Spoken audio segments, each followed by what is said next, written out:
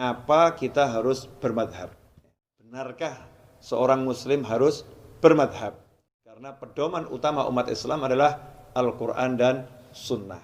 Jadi murid-murid dari Imam Syafi'i maka disebut madhabnya Syafi'i.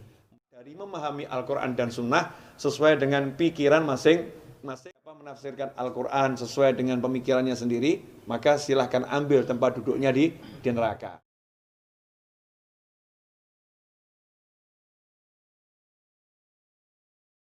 Ini pertanyaan yang pertama yang akan kita bahas pada episode kali ini adalah mengapa kita harus bermadhab? Mengapa kita harus bermadhab? Benarkah seorang muslim harus bermadhab? Ya, kalimat mengapa kita harus bermadhab dan benarkah muslim harus bermadhab? Saya kembalikan kepada Anda semua gitu, untuk menjawabnya setelah mendengarkan apa yang saya sampaikan. Sebetulnya memang setiap muslim dalam hidup ini harus kembali kepada Al-Quran dan Sunnah. Karena pedoman utama umat Islam adalah Al-Quran dan Sunnah. Hanya saja tidak setiap orang mampu memahami isi Al-Quran dan Sunnah dengan benar seperti yang diperintahkan oleh Nabi Muhammad SAW.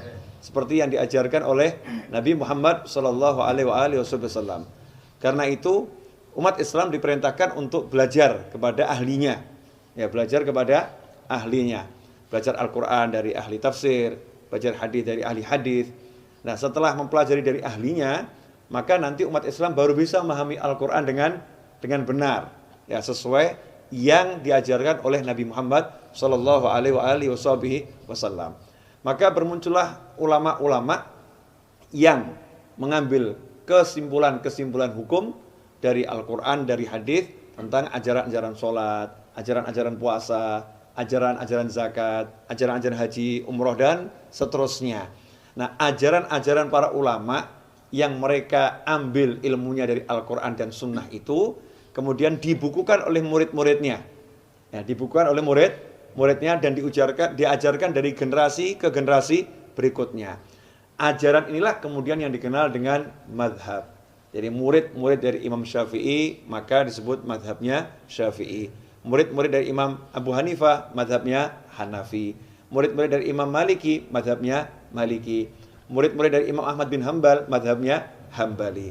Maka Islam secara keseluruhan garis besar masyarakat muslimin ini kembali kepada 4 ulama besar ini. Kenapa? Karena keempat ulama ini sudah dikenal keluasan ilmunya dan apa yang dibutuhkan sudah ada itu dalam uraian-uraian yang beliau sampaikan dan beliau ajarkan.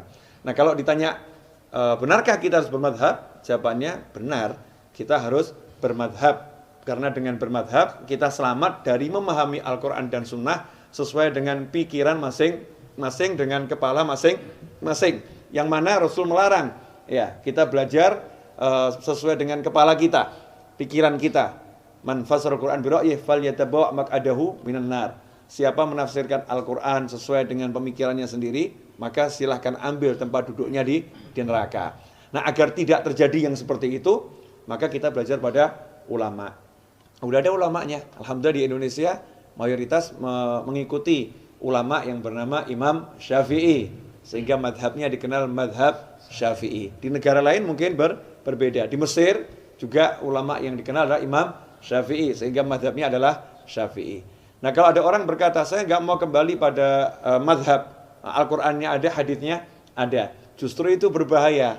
Nanti dia akan mengambil hadis secara tidak lengkap. Karena hadis tentang takbiratul ihram misalnya, bukan cuma satu hadis. Hadis tentang ruku', ya, bukan cuma satu hadis. Hadis tentang bagaimana cara duduknya Nabi Muhammad SAW, ya, ketika tahiyat awal, tahiyat akhir, bukan satu hadis. Karena hadisnya itu banyak dan terkadang hadis yang satu dengan hadis yang lain tampaknya saling bertentangan.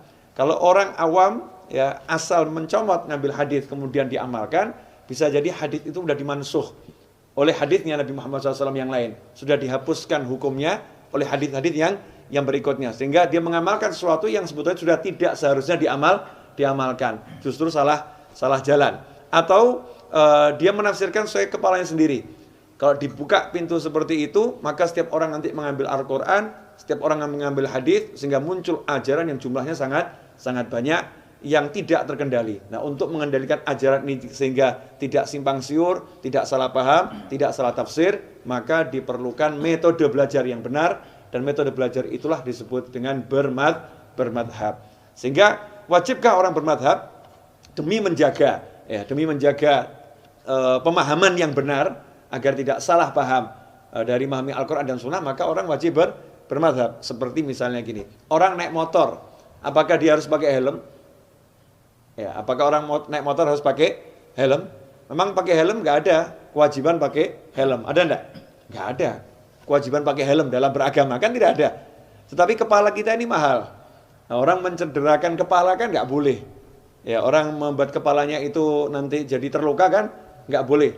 Demi melindungi kepalanya ini maka orang diberi helm. Jadi pakai helm, jadi penting nggak itu? Penting. Haruskah? Ya harus.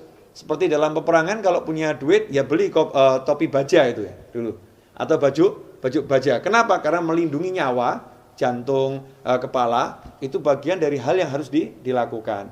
Insya Allah Anda bisa menyimpulkan sendiri ya, bagaimana kita ini bermadhabkah atau tidak harus bermadhab. Nah, sementara semua ulama yang saya sebutkan tadi, mereka semua mengambil sumber hukumnya berdasarkan dari Al-Quran dan Sunnah. Nah, kalau kita mengambil madhab, berarti kita mengambil ilmu dari Al-Quran dan Sunnah.